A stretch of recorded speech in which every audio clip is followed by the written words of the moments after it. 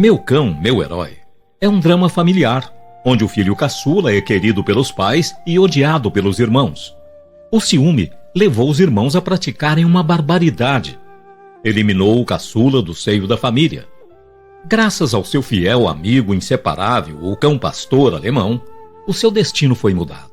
O pai, com a notícia da morte do seu amado filho, acabou com tudo que tinha. A família passou a viver na miséria. É uma história cheia de emoção e tem arrancado lágrimas, mesmo daqueles durões. Dizem que não choram. Boa audiência. Meu Cão, Meu Herói. Capítulo 1. A inveja. A noite está calma. Ouvem-se apenas os chiados dos grilos e os piados das corujas. Os vagalumes brilham na escuridão da noite. As nuvens erradias boiam ao sabor da brisa. A lua surge no horizonte com seu brilho divino e encantador, ressaltando a beleza de uma fazenda perto de uma das grandes cataratas de pedras lisas e desbotadas pelo tempo. A lua se esconde entre as nuvens e o silêncio da noite é interrompido pelos cães e os seus latidos irritantes. Pai, os cães farejam perigo. Está ouvindo os latidos? Perguntou Júlio do seu quarto. Ouça, pai, como os latidos estão estranhos. Jeremias ouve com mais atenção e concorda com o filho. Você tem razão, filho. Acorda o Teco e o Walter e vamos ver se descobrimos o motivo de tanto barulho. Jeremias levanta-se, pega uma carabina calibre 45, examina-a e, vendo que está em ordem, sai a passos leves para não acordar sua filha Márcia e a esposa Aldete. Em seguida, entra no quarto onde dormem os 4 filhos homens: Júlio, o mais velho, Teco, o segundo, Walter, o terceiro, e Carlos, o caçula. Já estou pronto para sair. Nós também, pai. E que estamos esperando? Nesse momento, Carlinhos acorda com o barulho dos irmãos e se assusta ao ver o pai com uma carabina em plena madrugada. Onde vai com essa carabina, pai? Estava lubrificando, meu filho. Desde quando o senhor tem costume de se levantar no meio da noite para lubrificar espingardas? Jeremias aproxima-se do filho e o acaricia. Beija-lhe a face. Em seguida, pega a ponta do cobertor e o cobre, dizendo: Menti para você, filho. Eu e seus irmãos vamos à procura do motivo que levou os cães a latir tanto. Pai, deixe-me ir com vocês. Você ainda é pequeno para sair em plena noite.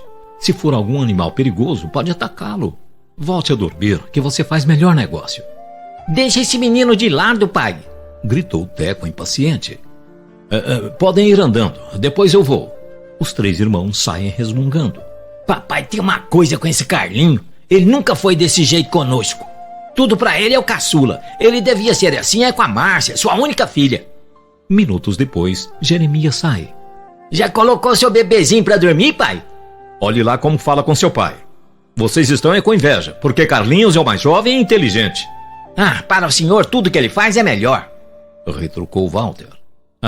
Vamos deixar de conversa fiada e procurar logo o motivo do barulho dos cães. Jeremias sai seguido pelos 3 filhos. Vasculham os arredores. Não encontrando nada de suspeito, voltam e vão dormir. Horas depois amanhece. Jeremias dá mais uma olhada e, percebendo que tudo está em ordem, desiste da busca. Minutos depois, está perto do caçula. Descobriu o motivo do barulho desta noite, pai? Perguntou Carlinhos, curioso. Não foi nada, filho. Como não foi nada, pai? Os cães não latiriam assim sem motivo. Alguma coisa se passou aqui perto. Deixe-me dar uma vasculhada com o leque. Talvez possamos descobrir algo suspeito. Eu, Júlio, Teco e Walter procuramos em quase todos os lugares e não encontramos nada de errado, filho. Quem sabe eu e Leque teremos mais sorte. O filho insiste tanto que o pai acaba cedendo. Tá bem, você me convenceu, filho. Vá, mas não vá muito longe. Carlos sai acompanhado de Leque, um lindo cachorro pastor alemão, ensinado e inteligente, que desde pequenino está sempre ao lado do garoto. Eles entram na mata ao redor da fazenda. Não encontrando nada, voltam passando por trás dos currais. Nesse momento, Leque fareja algo e põe-se a rosnar com o focinho dentro de um buraco à beira de um muro. Então é isso, um tatu, disse Carlos para si mesmo e em seguida grita pelo pai e os irmãos. Aqui está, pai, a explicação do barulho dessa noite.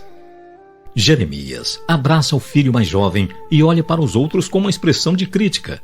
Depois diz: Viram como ele é mais esperto? Não, pai, isso não quer dizer que eu sou mais esperto. Vocês não descobriram porque nenhum teve a ideia de soltar um dos cachorros. Em seguida, soa uma voz da cozinha. O almoço está na mesa.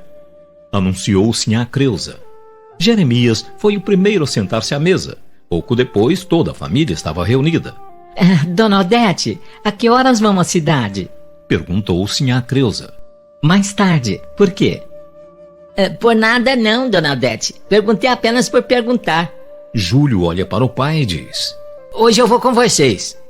Só vou levar Carlinhos e Márcia. Vocês mais velhos ficam para cuidar dos animais. Da próxima vez levarei todos. Parece que só Carlinhos é filho do senhor.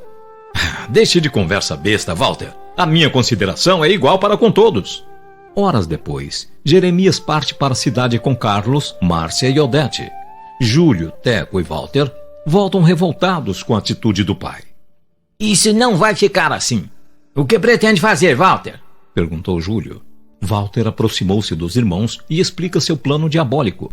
Como aquela floresta só tem animais ferozes e é quase infinita, se jogarmos nosso irmão em cima das cataratas, ninguém suspeitará de nós.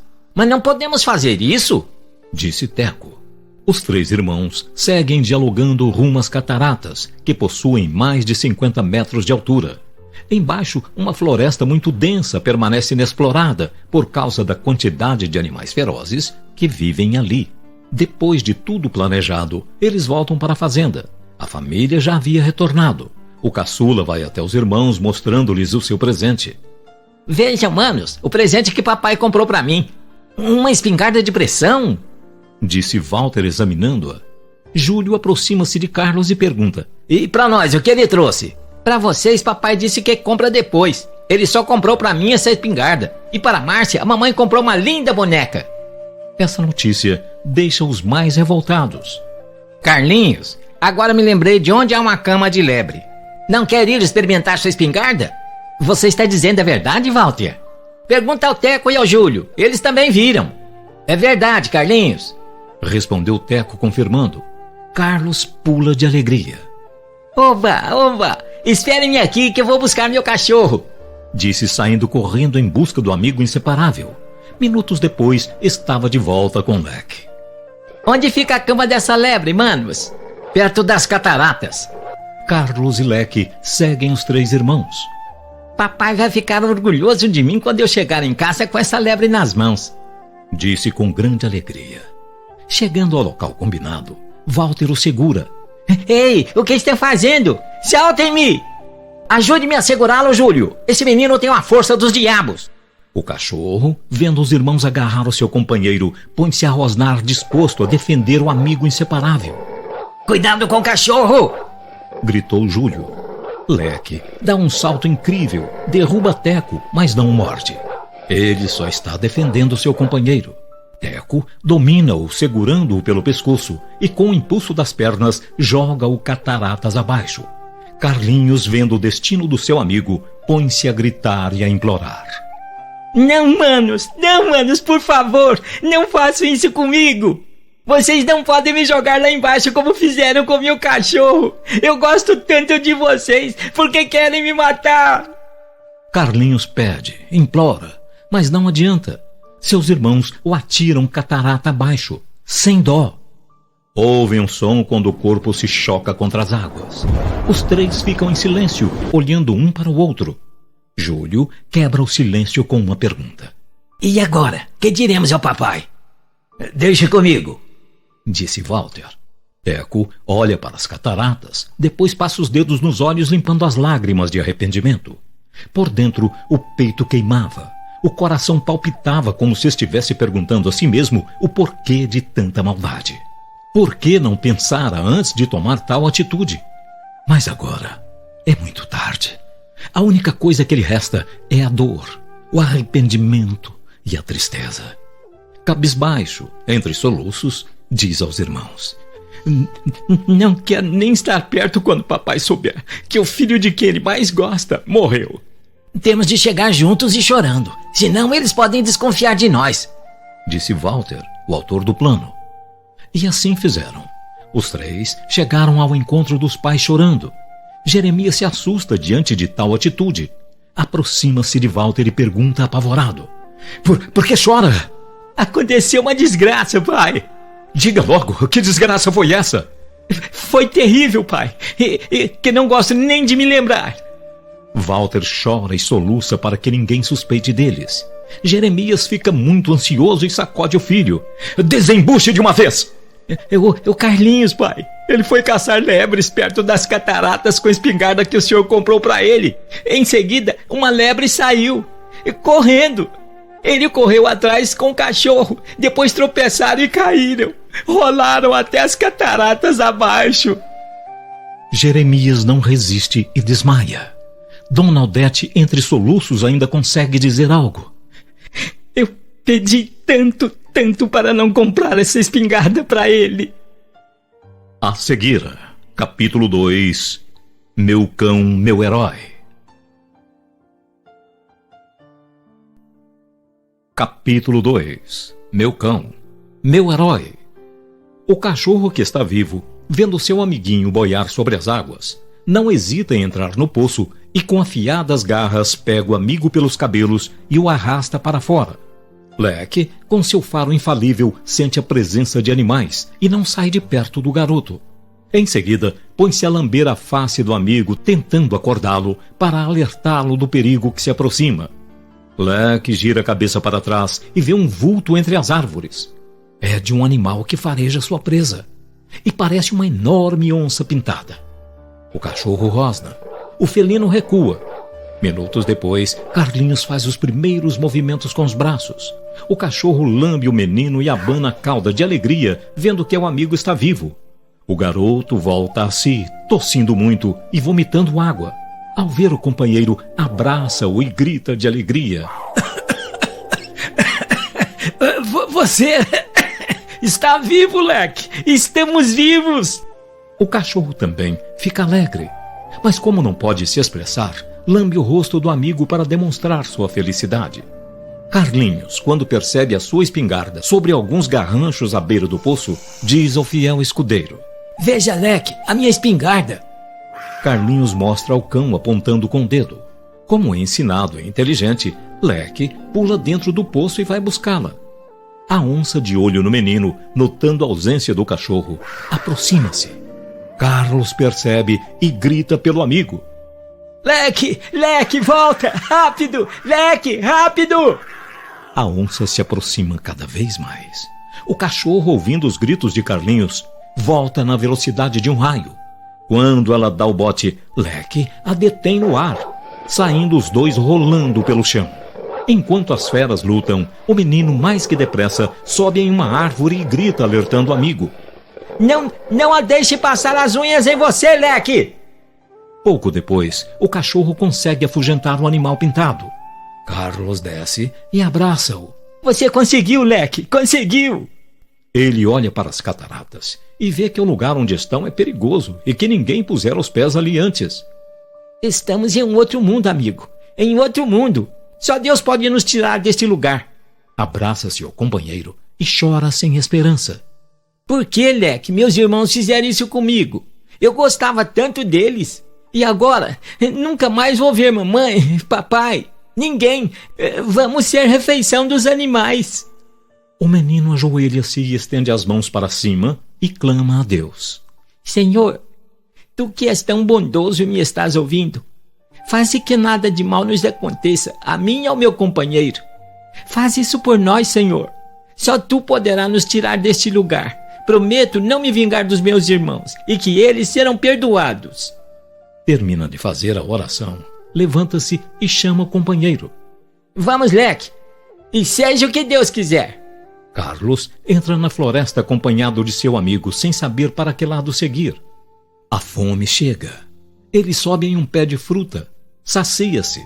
Depois joga algumas para o seu companheiro. O tempo mudou rapidamente. As nuvens ficam escuras. O vento sopra, assovia. A brisa é gelada. O menino treme de frio. Encostado em uma árvore e abraçado ao companheiro, procura o melhor jeito para se acomodar. A chuva que cai é tão forte que as árvores parecem estar brigando umas com as outras.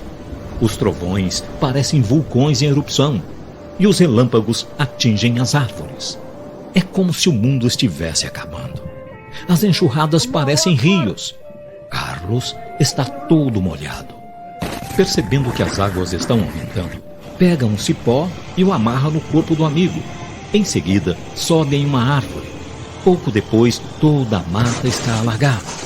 Leque flutua sobre as águas. O cipó que o segura não resiste. O garoto alerta o companheiro e grita: Cuidado, Leque! O cipó está cedendo! As palavras de Carlinhos são inúteis. As águas são tão fortes e barulhentas que Leque não as ouve.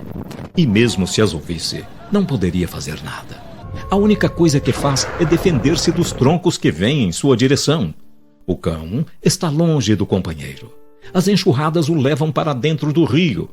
Carlinhos chora ao ver o companheiro desaparecer. Você vai resistir, amigo. Eu sei que vai. A chuva para. O tempo clareia paulatinamente. As águas baixam. Só restam os estragos. Todo molhado e sozinho, delira. O que vai ser de mim sem você, Leque? A noite aproxima-se. O menino sem rumo anda floresta dentro. Sem outra alternativa, pega pedaços de pau úmidos e tenta acendê-los usando 2 pedras, chocando uma com a outra. A paciência é tanta que consegue.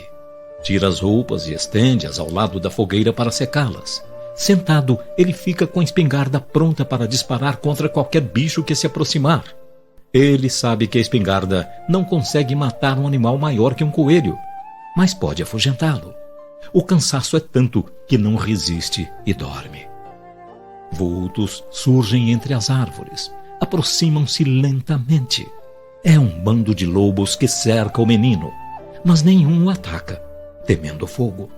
O sono de Carlos é profundo. O tempo passa e o fogo desaparece.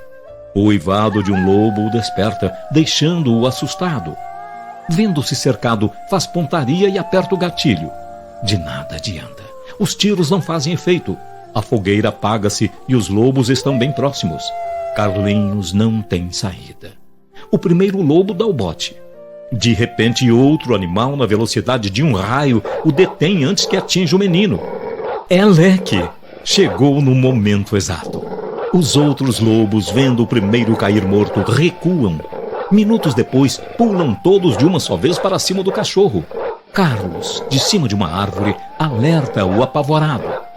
Não os deixe matá-lo, Leque. Foge! Você não pode ir com todos eles. Se você morrer, eu também morrerei. Você é a única esperança que me resta. Não pode morrer. Não pode morrer. Carlos chora com medo de perder o companheiro.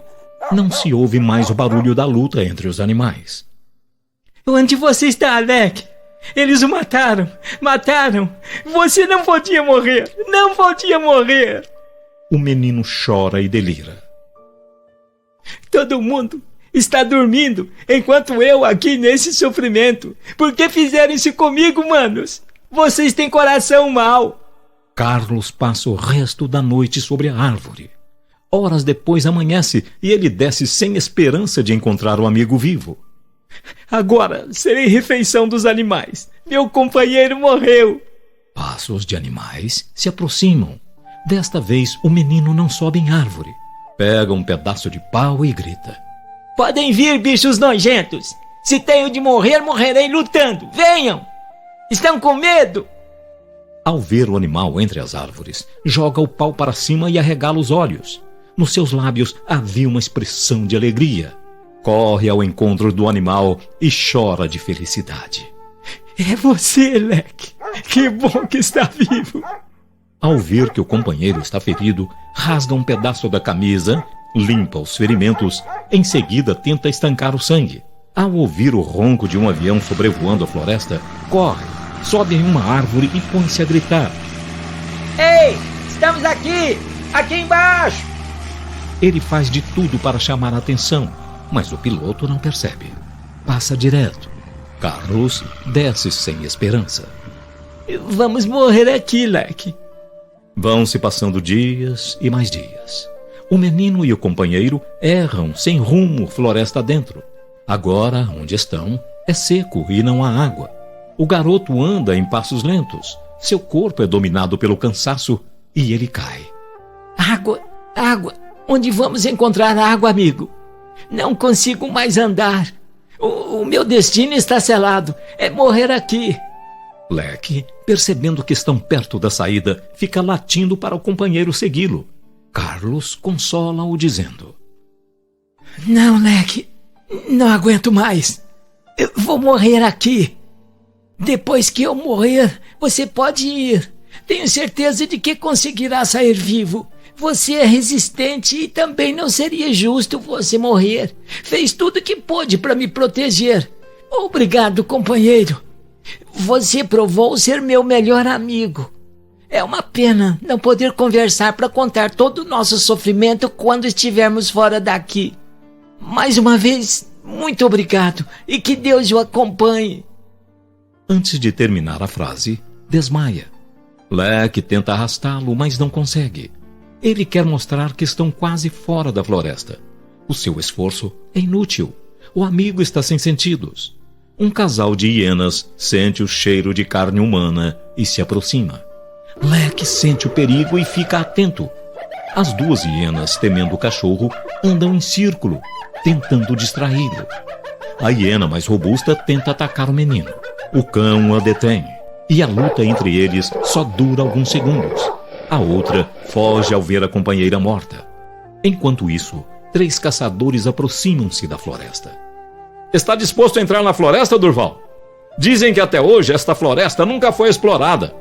Anos atrás, 5 caçadores tentaram explorá-la, e nenhum saiu para contar sobre ela. Alfredo, ouvindo o argumento de Durval, treme e fala: Se vocês estiverem com a ideia de entrar, não contem comigo. Nem comigo, exclamou Durval. O terceiro caçador permanece calado, aproxima-se dos outros 2 e pergunta irritado: Já que são medrosos, por que vieram? Como não posso contar com vocês, seguirei com meus 2 cães. Acho melhor desistir, Antônio. Se fosse seguir com os seus, eu seria um fracasso, disse virando as costas para os companheiros. Antônio é um homem forte, batalhador, e não desiste facilmente de uma tarefa. O medo para ele não existe. Entra na floresta a passos lentos, acompanhado de seus 2 animais. Os cachorros farejam algo e dirigem-se aonde estão Leque e Carlos. Leque, ao ver 2 espécimes de sua raça aproximando-se, fica alegre. Onde se meteram os cães? Antônio anda com cautela e com a carabina pronta para disparar a qualquer eventualidade. Logo, depara com os cachorros e fica surpreso ao ver o menino. Agacha-se, percebe que ainda respira. Pega o cantil com água e leva-o à boca do garoto. Em seguida, tira o chapéu, despeja água sobre ele, dá água também a Leque. Ao ver a hiena morta, examina-a e fica pensativo.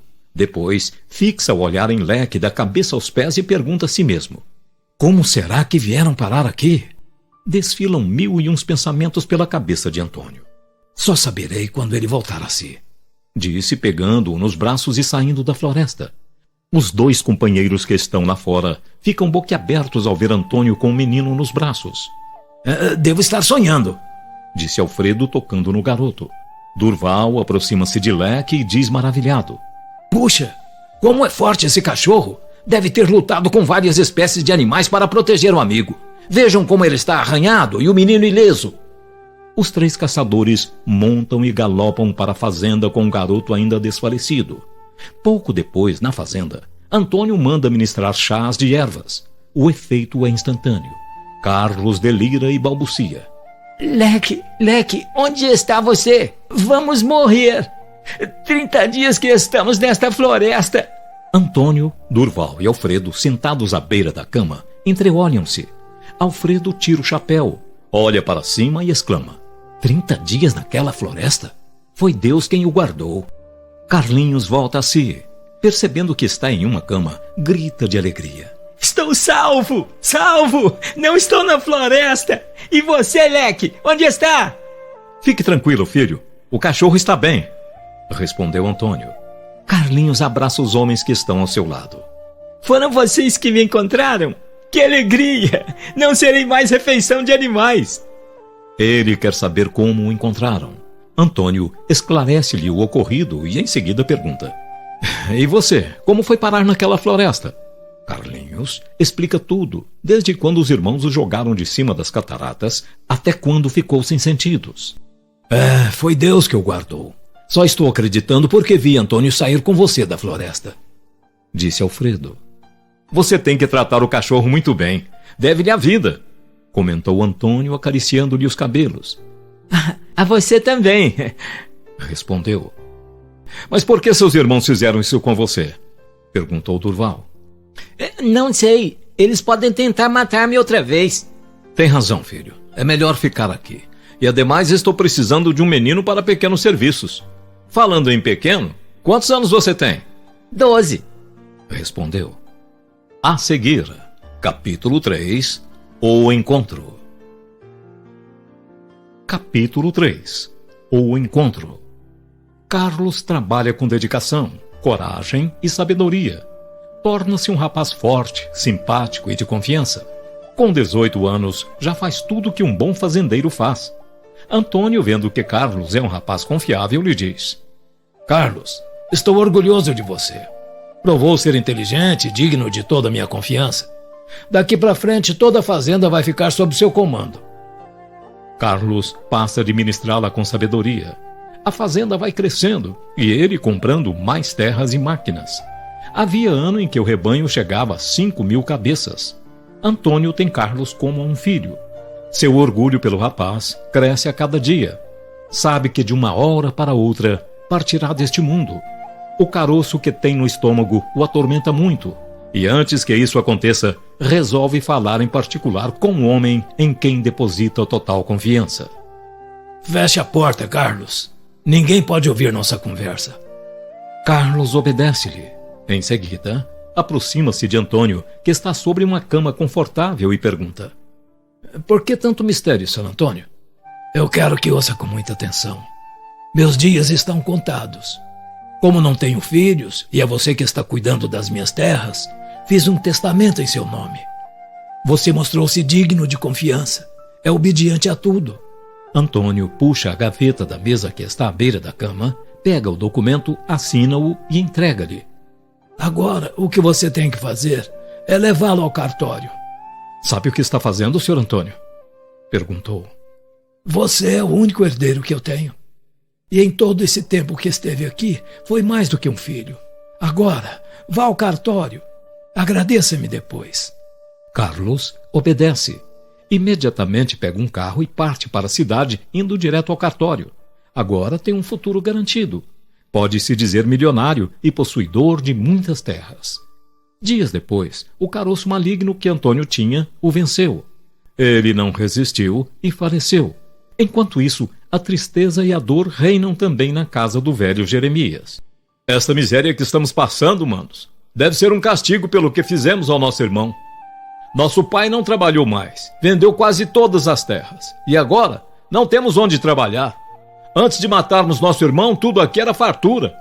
Agora não temos nada. Tudo isso por causa das ideias do Walter. Já passamos em quase todos os lugares à procura de emprego e não encontramos. Não acha que é um castigo, Walter? Agora é morrermos na miséria. Veja só, nosso pai, depois que jogamos o Carlinhos nas cataratas, a vida para ele acabou. 8 anos se passaram e ele não esquece o caçula. Carlinhos era a vida dele. Os 3 irmãos choram de arrependimento.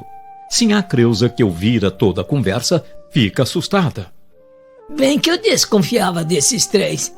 Quando o Sr. Jeremias souber dessa notícia, depois de tantos anos, é melhor ficar de boca fechada.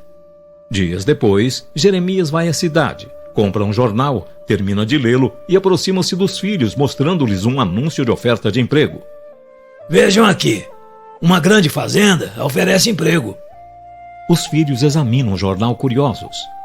Vou pegar um mapa, disse Teco. Com o mapa em mãos, eles vão olhando atentamente. Fica um pouco longe. Aqui, como estão vendo, a floresta com as cataratas, disse Jeremias, correndo o dedo sobre o mapa. Segue. Aqui mais adiante está a fazenda, uns 20 quilômetros depois da floresta, quase na divisa do estado. Não importa, pai. Hoje mesmo partiremos. E se dentro de 15 dias não voltarmos, é porque estamos trabalhando. Se tudo sair bem, voltaremos para levar vocês. Os 3 saem andando estrada fora à procura de uma carona. Agora que eles já saíram, vou contar toda a verdade pro seu Jeremias. Disse Sinhá Creusa. Seu Jeremias, chega aqui um pouquinho. O que foi, Sinhá Creusa? Eu achava que não era conveniente falar, mas cheguei à conclusão de que o senhor deve saber. Mas saber do que, Sinhá Creusa? Ontem, eu ouvi a conversa de seus 3 filhos. O Carlinhos foi vítima deles. Foram eles que o jogaram nas cataratas. Jeremias leva um susto. Não pode ser verdade. Falou Jeremias. Eles não teriam coragem de fazer uma maldade dessas ao irmão. Jeremias fica nervoso, bate forte na mesa e fala alto. Pagarão caro por isso. Como podem matar um menino que nunca fez mal a ninguém? Jeremias chora e corre para o quintal desesperado. Eu devia ter ficado de boca fechada, disse Sinhá Creusa. Dias depois, Júlio, Teco e Walter aproximam-se da fazenda. Chegando perto dos alojamentos, o cachorro vê os irmãos e aproxima-se pulando e abanando o rabo de alegria. Vejam como esse animal é parecido com o Leque. Até parece que nos conhece. Todos os cães mansos, quando veem gente, são assim mesmo, disse Teco. Um homem do alojamento grita. Leque, vem aqui! Os 3 se olham e ficam boquiabertos. Teco completa. Não pode ser verdade. Ele não pode ser o Leque em que estamos pensando. Como um cachorro pode parecer tanto com o do Carlos e ainda com o mesmo nome? E mais, a alegria dele quando nos viu. Quem sabe é ele. Para tirarmos nossa dúvida, vamos nos certificar com os homens daquele alojamento. Um cachorro pode parecer-se com o outro, mas o nome coincidir é difícil. Os 3 aproximam-se, cumprimentam-se. Em seguida, Walter toma a frente e pergunta. Desculpe-nos a curiosidade. Gostaríamos de saber a respeito desse cachorro. O que pretendem saber sobre ele? Se é nascido aqui, se foi ganho, comprado, qualquer coisa que diga respeito a ele. Sobre isso, não sabemos explicar. Ele já estava na fazenda desde que chegamos. Mas o homem que está na porta daquele alojamento pode explicar melhor. O nome dele é Alfredo. Os 3 irmãos agradecem e vão até onde está Alfredo. Bom dia, senhor. Bom dia. O que desejam? Vimos à procura de trabalho e quando chegamos o cachorro nos deixou curiosos. Gostaríamos que falasse sobre ele. Mas por que o cachorro deixou vocês curiosos? Há anos, senhor. Tínhamos um irmão que tinha um cachorro muito parecido com esse. E o que nos deixou curiosos foi a aparência e o nome dele. Alfredo se assusta ao ouvir aquelas palavras. Percebe que são os irmãos de Carlos e finge não saber de nada. Quem pode explicar sobre isso é só o patrão. Esperem aqui que eu vou me informar. Alfredo entra e vai direto ao encontro de Carlos. Carlos! Que foi? Viu um fantasma? Vi coisa pior. O que foi que você viu? Seus irmãos. Eles estão lá fora. Carlos se assusta com a notícia. Você está brincando. Tenho certeza que são eles. Como tem certeza se não os conhece? Eles viram seu cachorro e vieram me perguntar sobre ele. Em seguida falaram que tiveram um irmão que possuía um cachorro muito parecido com o Leque. E o nome do cachorro deixou-os curiosos. Logo percebi que são eles. Carlos fica alegre porque quer saber sobre a família. Você falou alguma coisa? Não. Pedi apenas que ficassem me esperando. E declararam o que vieram fazer? Disseram que estão à procura de emprego. Acho que você está enganado. Eles não viriam de tão longe à procura de emprego. Além do mais, meu pai tem uma grande fazenda. Ouvi muito bem. Eles se referiram a trabalho. Acredito em você. Agora vai, mande-os entrar. Se perguntarem meu nome, troque-o por Geraldo. Alfredo sai. Carlos espera com ansiedade. Em seguida, entram um atrás do outro, cabisbaixos. Carlos finge não conhecê-los, manda-os sentar. Não reconheceram Carlos. Ele olha os irmãos e vê o quanto estão maltratados e tristes. Depois pergunta: quem são vocês? Somos de muito longe, senhor. E o que vieram fazer? Viemos à procura de trabalho. E por que se interessaram por meu cachorro? É uma história muito longa, senhor. Não gostaríamos de relembrar. E por que não? Por favor, senhor. Bem, então deixemos esse assunto de lado e vamos ao que interessa. Mostrem-me os documentos. Aqui estão, senhor, disse Walter, entregando-lhe 3 cédulas de identidade. Carlos recebe-as, examina-as e fala: para vocês, não tenho emprego. Vi seus nomes na delegacia. Vocês são marginais. Está enganado, senhor. Tenho absoluta certeza. São esses os nomes que estavam na lista dos procurados pela polícia. Os 3 irmãos olham um para o outro e choram. Deve ser castigo. Vimos o nosso irmão pedir, implorar e não tivemos dó. Agora estamos pagando por tudo. Carlos, ouvindo aquelas palavras, baixa a cabeça e enxuga as lágrimas com as mãos. Em seguida pergunta: vocês têm irmã? Temos uma, senhor. Carlos, para testar os irmãos, pede à irmã: darei emprego a vocês, em troca da irmã. Não podemos fazer isso, senhor. Nosso pai já sofreu muito com a perda do caçula. Se Márcia sair de lá, nem sei o que será dele. Dê-nos emprego, senhor. Faremos qualquer tipo de serviço, mas não nos peça a nossa irmã. Fomos a quase todos os lugares à procura de trabalho e não conseguimos. Se o senhor não nos empregar, morreremos de fome. Anos atrás, éramos bem de vida. Depois da maldade que fizemos ao nosso irmão mais novo, ficamos na miséria. Nosso pai acabou com tudo. Agora não temos nada, nem onde trabalhar. Por favor, senhor, ajude-nos. Carlos não resiste e chora. Como estão vendo? Sou muito sentimental. Vou dar emprego a vocês. Os 3 irmãos abraçaram-se de alegria. Carlos os deixa ali, sentados, e sai para reunir-se com os empregados. Em seguida, ordena a todos que o chamem de Geraldo. E diz em voz alta: meu nome daqui para frente passa a ser Geraldo. Se algum de vocês me chamar por Carlos, será despedido. Chamem-me de qualquer coisa, menos de meu nome. Entenderam? Agora podem voltar ao trabalho e não se esqueçam do que acabaram de ouvir. Carlos troca de nome para que nenhum dos irmãos possa suspeitar de sua identidade. Depois entra e pergunta: já almoçaram? Ainda não, senhor. Carlos manda as cozinheiras preparar uma farta refeição para os irmãos. Depois do almoço, os 3 aproximam-se de Carlos. Até agora, não sabemos o seu nome. Desculpe-me, meu nome é Geraldo. Seu Geraldo, em que vamos trabalhar? Vocês sabem dirigir? Sabemos. Responderam ao mesmo tempo. Você, Júlio, trabalha com a picape para levar leite à cidade. Quanto a vocês 2, com um caminhão para levar ração aos animais. A seguir, capítulo 4, A Revelação. Capítulo 4, A Revelação. Os 3 irmãos iniciam o trabalho contentes. À noite, Carlos dá um dos melhores quartos aos irmãos, com geladeira, televisão, tudo do bom e do melhor. Os 3 irmãos acham muito estranho e trocam ideias sobre o patrão.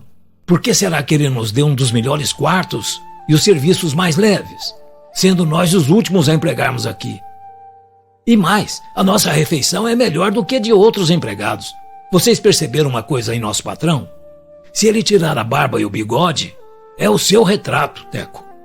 Raciocinem comigo. O nome do cachorro, a lágrima nos olhos do patrão quando nos viu, a fisionomia dele, o jeito como nos trata. Isso não lhes diz nada? Você não está pensando que ele é nosso irmão Carlos, está, Walter? Isso mesmo. Ele é o nosso irmão. Pense bem, Walter.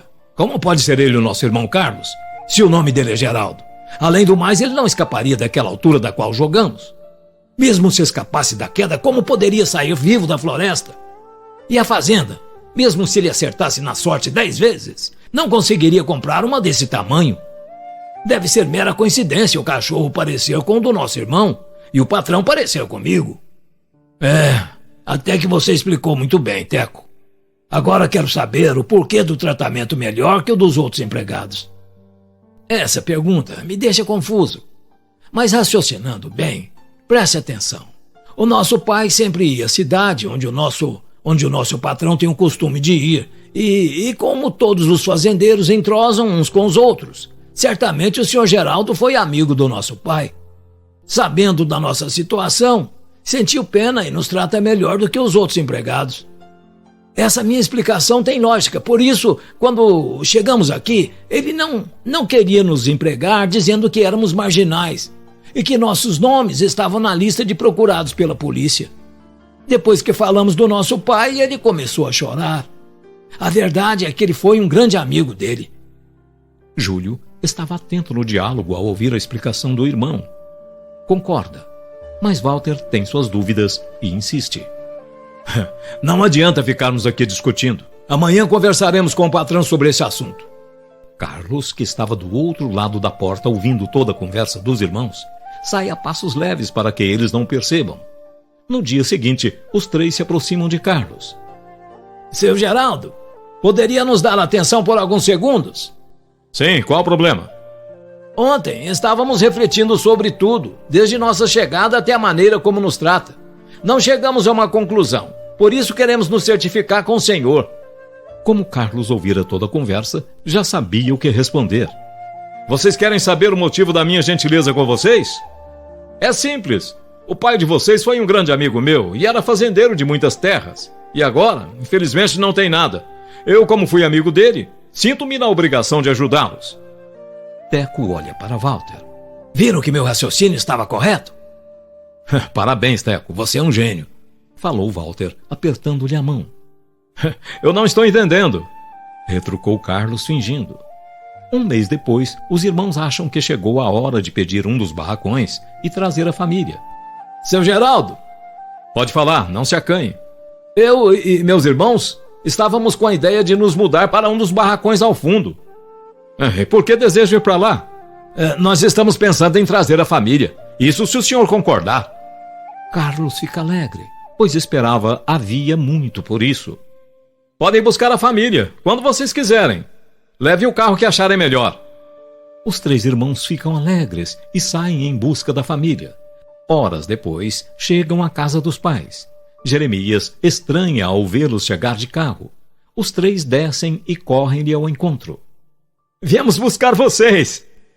É de ver como o dono da fazenda é bom para nós, e tudo pelo senhor. Ele disse que foi seu grande amigo, e agora, sabendo da situação em que está, mandou que viéssemos buscá-lo. E nos deu até a casa para morar. Só o senhor vendo para acreditar, pai. Qual é o nome desse homem? Geraldo. Geraldo? Exclamou. Não me lembro de conhecer ninguém com esse nome. Ele disse que conhece o senhor. Vamos pegar as coisas e ir para lá. Não, eu não vou deixá-los levar ninguém. Fiquem vocês por lá e não voltem mais. Aqui dá muito bem para viver sem vocês. E se estou na miséria, a culpa é de vocês. Vocês mataram Carlinhos. Os três se assustam. Quem lhe disse isso, pai? Ninguém. Agora sumam-se daqui. Não fique assim, pai. Vamos recomeçar tudo de novo. Eu já disse que não. Agora desapareçam antes que eu perca a calma. Os três, vendo que não há jeito, voltam tristes. Quem será que lhe disse que fomos nós que matamos seu caçula? Carlos, ao ver o caminhão voltar vazio, estranha. Por que a família não veio? Nosso pai não quis vir. E por que não? Ele disse que não conhece nenhum fazendeiro que se chama Geraldo. Deve ser porque não se lembra mais de mim. Vamos nós quatro. Às vezes, vendo-me, ele me reconhece. Pode mudar de ideia e vir. Acho difícil, seu Geraldo. Às vezes não. Vamos! Os quatro irmãos partem. Júlio com o caminhão, Carlos, Teco e Walter com a picape. Horas depois estavam nas terras do pai. Carlos desce, olha em volta e pensa: como mudou isso aqui? Meu pai não devia ter acabado com tudo desse jeito. Jeremias abre a porta e reclama: Vocês de novo? Já lhes disse que não vou e não adianta insistirem. Desta vez, o moço veio conosco, pai. Qual moço? O dono da fazenda em que estamos. Onde ele está? Olha ele lá em cima. Gosta muito de apreciar terras, disse Walter apontando com o dedo. Chame-o aqui. Quero ver quem é esse homem que diz conhecer-me tanto assim. Carlos aproxima-se lentamente. Jeremias segue os movimentos do rapaz com um olhar incandescente. Tira o chapéu da cabeça, passa a mão nos cabelos cor de neve. Os olhos brilham, ressaltando o azul que lhe era escondido há anos. Joga o chapéu para cima e corre em direção ao filho. Eles se abraçam, choram comovidos. Você é o meu filho, o meu Carlos. Então você não morreu, filho. Que alegria. Como me reconheceu, pai? O seu jeito de ser, filho. A sua fisionomia. Não me esqueceria nunca. Jeremias beija o filho e chora de alegria. Parece que nasceu de novo. Os outros 3 filhos assistiram à cena em silêncio. Olham um para o outro e não conseguem dizer nada, tão grande é a emoção. Depois aproximam-se de Carlos, abraçam-no e pedem-lhe perdão. Carlos perdoa-lhes e chora de alegria. Agora, todos estavam felizes e juntos novamente. Carlos conta tudo. Fala que está vivo graças ao cachorro e ao fazendeiro que lhe passou as terras. Dias depois, Jeremias vende a casa e as terras que ainda restavam e partem todos com Carlos. Agora, tudo é alegria. A seguir, capítulo 5, O Primeiro Amor. Capítulo 5, O Primeiro Amor. Carlos, sentindo saudades da namorada, parte para a cidade. Sua namorada, Rosemary, é uma jovem morena clara, corpo bem feito e carinhosa. Um namoro que já dura muitos meses, mas eles se encontram muito pouco por causa dos compromissos com os afazeres da fazenda. Falam-se mais por telefone. Conheceram-se em uma festa de aniversário de 15 anos que aconteceu na casa de um amigo, e desse dia em diante, o amor tomou conta dos dois. Carlos aperta a campainha. É Rosemary quem atende. A saudade é tanta que não dizem nada, apenas se abraçam e se beijam.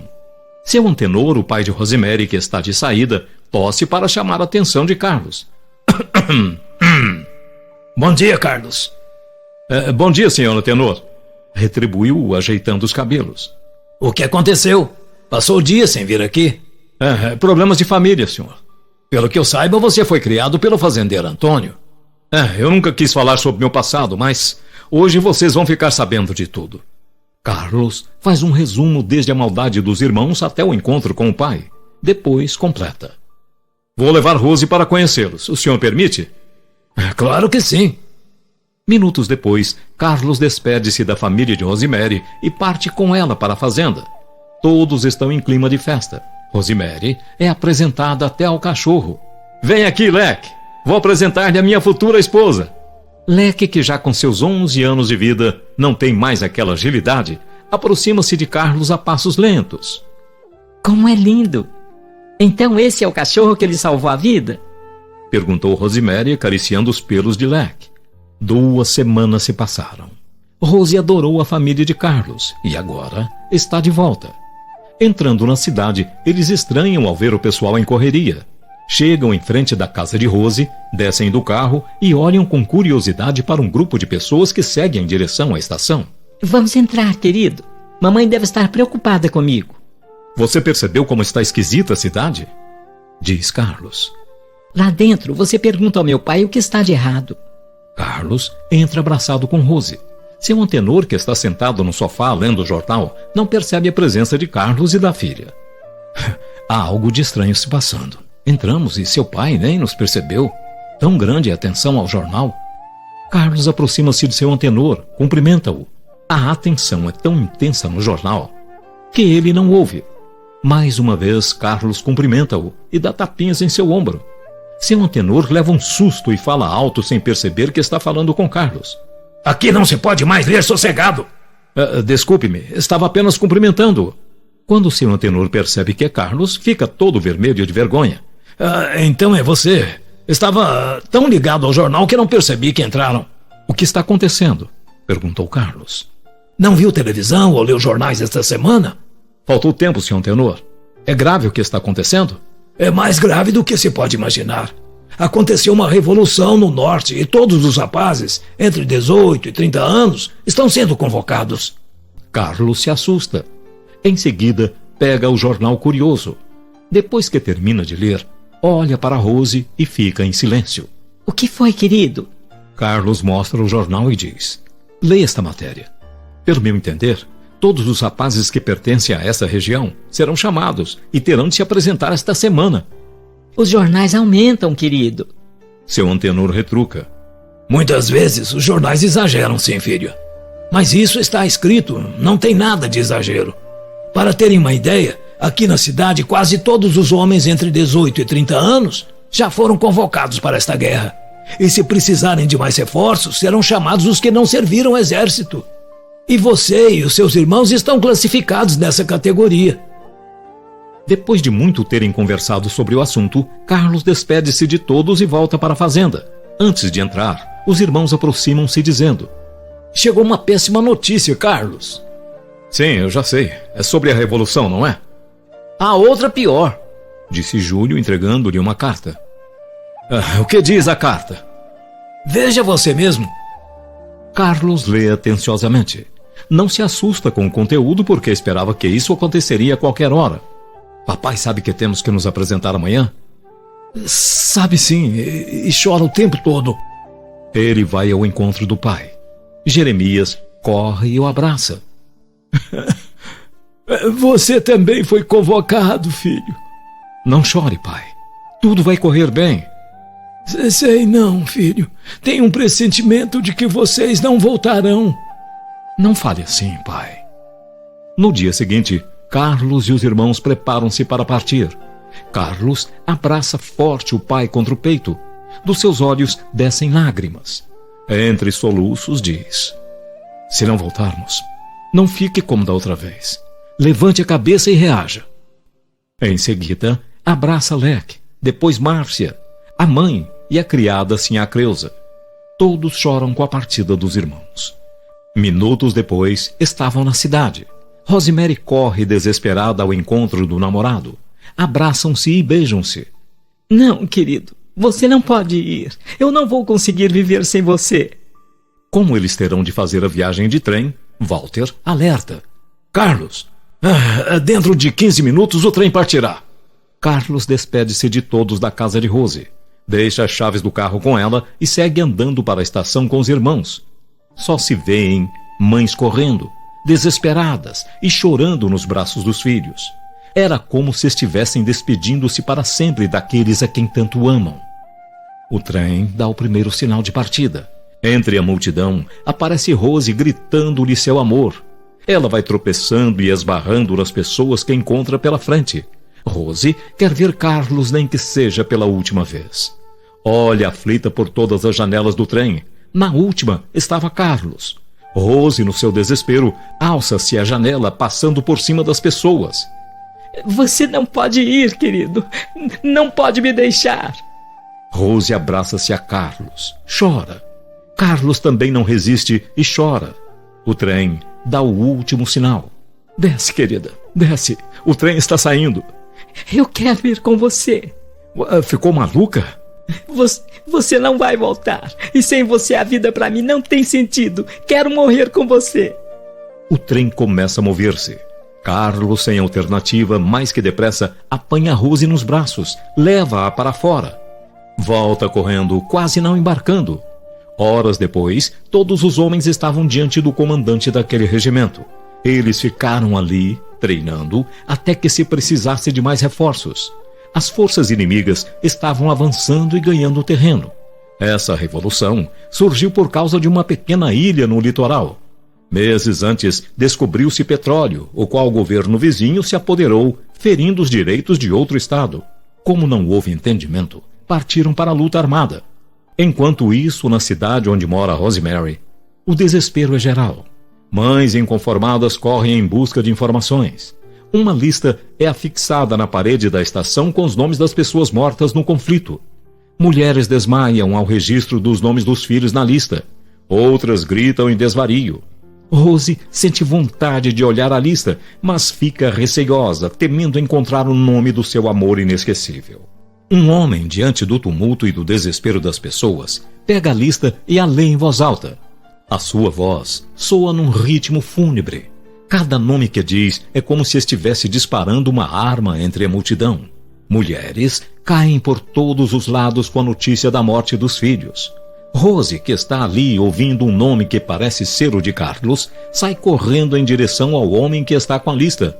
Antes que o homem termine de lê-la, arranca-a de suas mãos. Quer ter a certeza de que o nome que ouvira fosse mesmo de Carlos. O homem pede que ela se controle. Rose fica aliviada. não era o nome de seu querido. Distante dali, Carlos luta para escapar dos bombardeios. Homens morrem metralhados, outros vítimas de explosões. Carlos rasteja no chão. Um inimigo cruza sua frente. Ele não tem coragem de apertar o gatilho. Sabe que numa guerra é a vida ou a morte, mas não quer manchar sua alma. Está ali simplesmente para obedecer ordem. Uma bomba explode. Homens voam para todos os lados. São gritos de horror e o fim de homens inocentes. Rose, de sua casa, reza pedindo a Deus que acabe com a guerra. Na estação, chega outra relação dos mortos em combate. Rose não tem coragem de ir conferi-la e pede ao pai que o faça. E para a tristeza de seu antenor, os nomes de Carlos e dos irmãos estão na lista.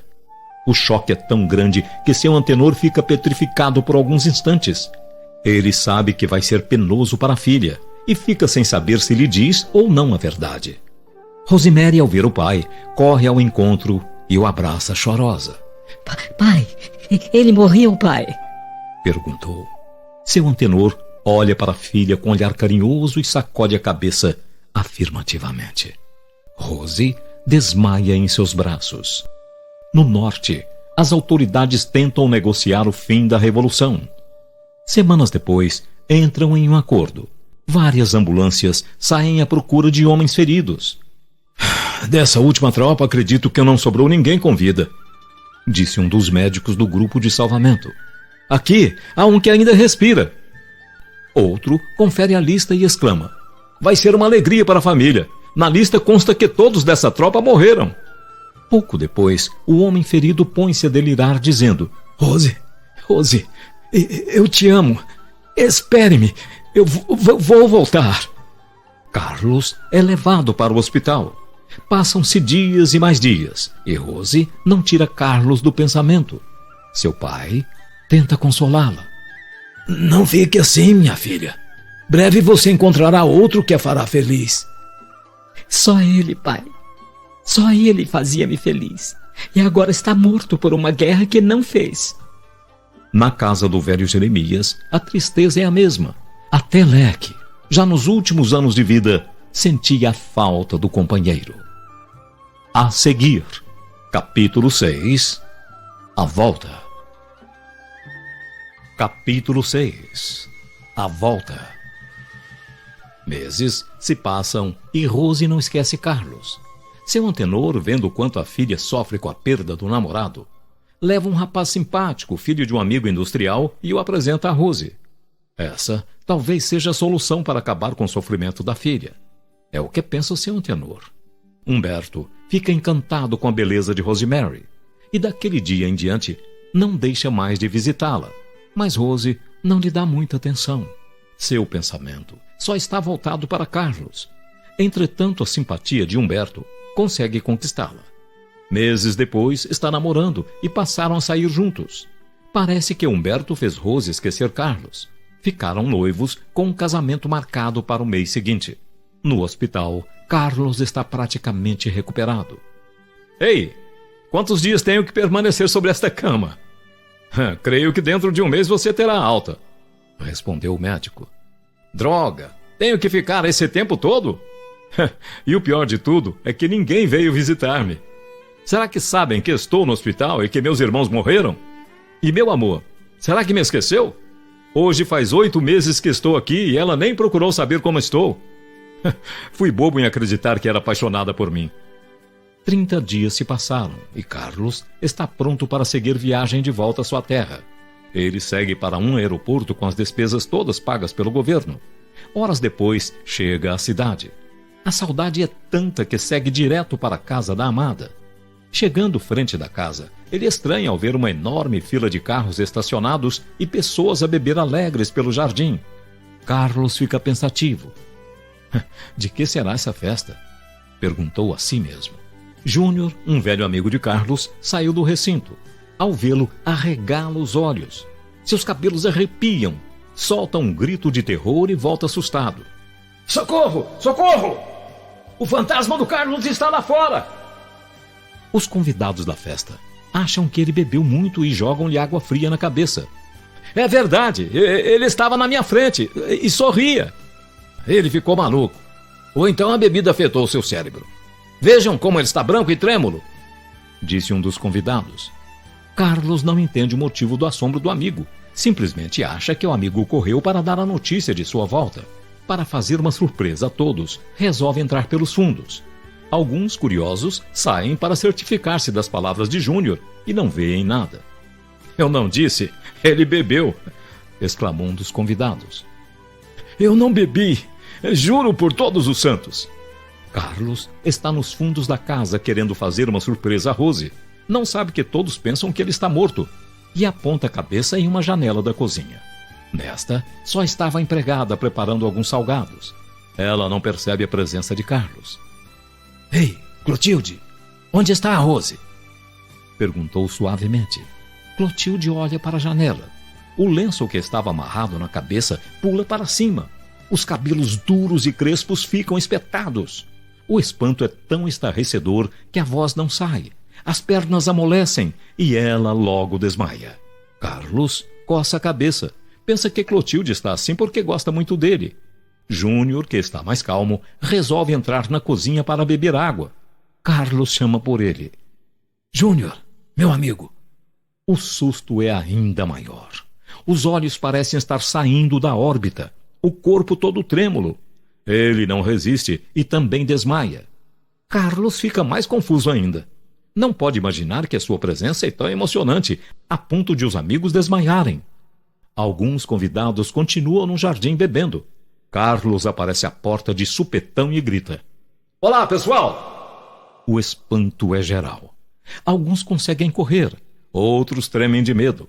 Uma mulher espírita tira o crucifixo que estava pendurado ao pescoço e estende-o a Carlos, dizendo: Vá embora, mal penada. Deixe as pessoas que nunca lhe fizeram mal em paz. Volte para seu lugar. Dona Benedita, a senhora ficou maluca? Não me está reconhecendo? Sou Carlos, disse aproximando-se. Não se aproxime, ou você se queimará com a cruz de nosso Senhor Jesus Cristo, retrucou Benedita, afastando-se e apontando o crucifixo para Carlos. Carlos, sem nada entender, grita: Bem, o que foi que eu fiz para estarem assim? Dona Benedita guarda o crucifixo. Agora ela tem certeza de que não era um fantasma. Aproxima-se e pede-lhe desculpas. Aqui todos pensam que você está morto, arriscou Benedita. Morto? Então é este o motivo para todos se assustarem? E eu achando que Clotilde e Júnior desmaiaram de emoção. Agora sei por que ninguém me foi visitar quando estava no hospital. Minutos depois, Carlos está rodeado de todos. Ele conta detalhadamente como tudo ocorreu e depois pergunta: E Rose, como ficou quando soube da minha morte? Júnior, que se havia recuperado do choque, aproxima-se de Carlos e responde: Ela quase morreu. Não tirava você do pensamento. Você quer dizer que ela me esqueceu? Sei que vai ser duro para você, Carlos. Preste atenção. Depois da notícia da sua morte, o pai de Rose, vendo que ela sofria muito, apresentou-lhe um rapaz muito simpático e inteligente que, pouco a pouco, conseguiu conquistá-la. E hoje estão se casando.